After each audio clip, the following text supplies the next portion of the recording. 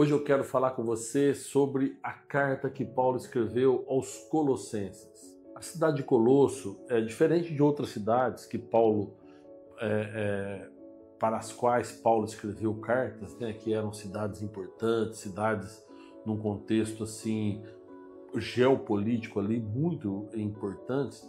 A cidade de Colosso não era assim. Ela havia sido uma cidade próspera logo no início, né, na sua fundação, porém ela foi ficando estagnada.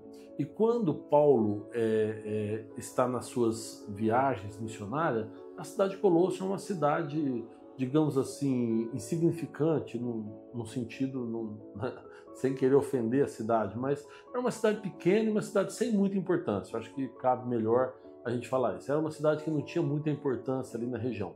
Ela ficava muito próxima a Laodiceia, que aí sim era uma cidade próspera, uma cidade importante, e ficava a mais ou menos 150 quilômetros da cidade de Éfeso, que era uma outra cidade importante, onde Paulo, inclusive, ficou morando ali por alguns anos, 3 anos.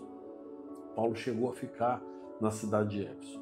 E Colosso é uma cidade também que, pelos estudos que a gente faz, Paulo não foi visitar Colosso. Ele tinha vontade, ele até fala que a esperança dele é que ele pudesse visitar um dia, mas ele não tinha visitado. Ou seja, a igreja que estava em Colosso não era uma igreja fundada por Paulo.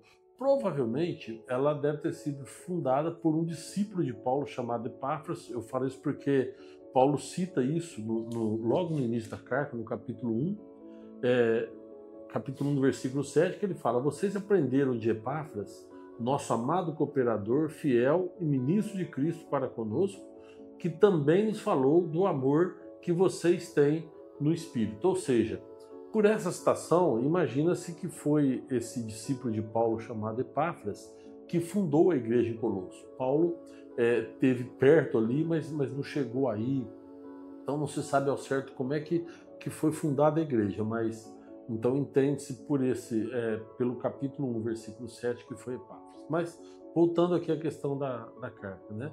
Paulo ele estava preso em Roma. A gente sabe também que quando Paulo esteve preso lá, ele escreveu para Éfeso, para Filipenses, para Colossenses e para Filemon, né? E ele recebia visitas de pessoas. Ele estava numa prisão domiciliar, e ele recebia algumas visitas, ele podia receber, e aí as pessoas traziam para ele notícias das igrejas, problemas ou situações boas, enfim, trazia notícias gerais das igrejas.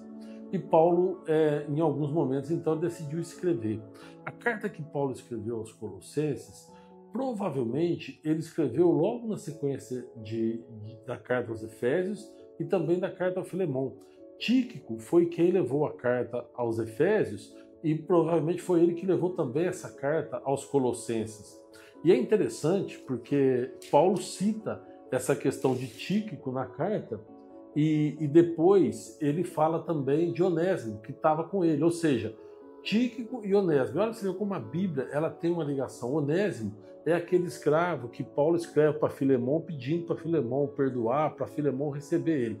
Provavelmente ele estava com Paulo em Roma, e aí eles vão então, Tíquico e Onésimo vão para Colosso e ali para a região também de Laodiceia, para a região de Éfeso, né?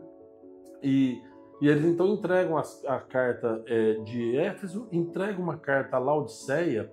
Essa carta a Laodiceia não tem na Bíblia. Provavelmente no concílio ela não foi considerada uma carta inspirada, não sei, por algum motivo ela não foi considerada e ela então foi colocada, ela não foi colocada no Novo Testamento, na Bíblia Sagrada. Mas existe uma carta que Paulo escreveu também a Laodiceia, que tem alguns estudiosos que acreditam que essa carta é a mesma carta de Éfeso, mas não dá para a gente afirmar.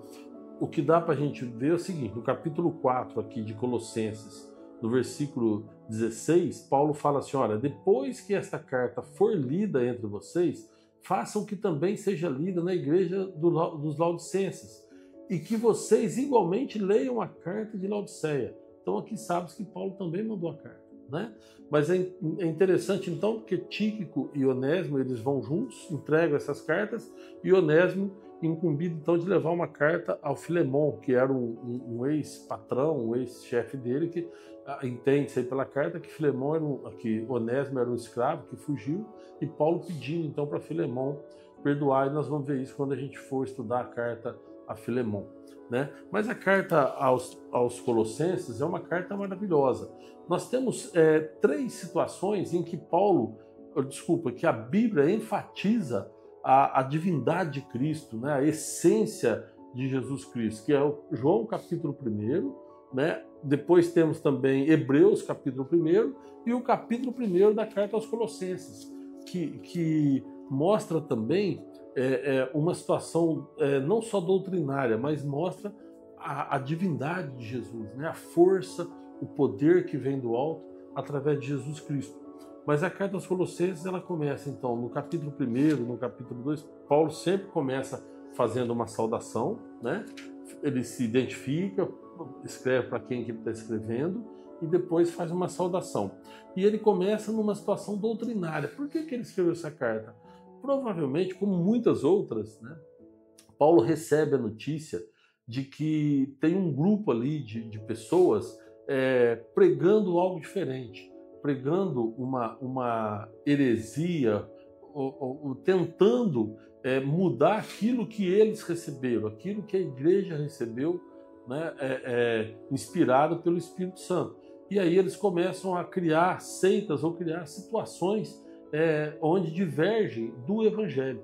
E aí Paulo ele escreve também corrigindo isso. Na época ele fala de falsos ensinamentos, de falsas citações, e hoje nós sabemos que provavelmente ele está falando do gnosticismo, que naquela época o principal é que eles acreditavam que Jesus ele só recebeu o Espírito de Deus, mas quando morreu ele era um homem que não tinha essa divindade.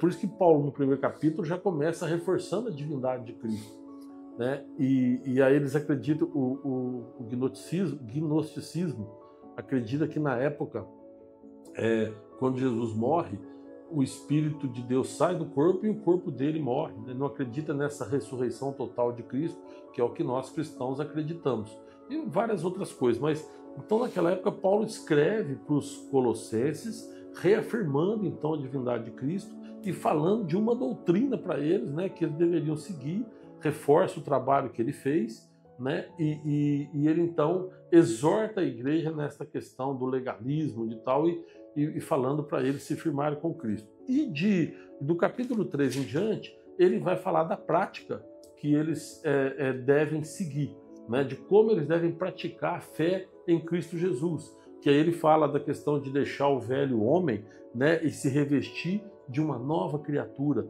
que ele fala no capítulo 3 também, né? A carta aos Colossenses, apesar de pequena, são 4 capítulos, apesar da cidade de Colossenses também era uma cidade não muito importante, é uma carta que tem até um estudioso que fala que se não fosse Paulo escrever essa carta, ninguém ia saber da cidade de Colosso, ninguém nunca ouviu falar, talvez só estudante de história, mas hoje nós ouvimos falar da cidade de Colossos porque Paulo escreveu essa carta com muito carinho aos Colossenses. 4 capítulos, serei rapidinho, tá? Então, quando você for estudar, espero que esse vídeo tenha te ajudado aí para você entender bem a carta que Paulo escreveu aos Colossenses, ok? Então, Deus te abençoe e até um próximo vídeo.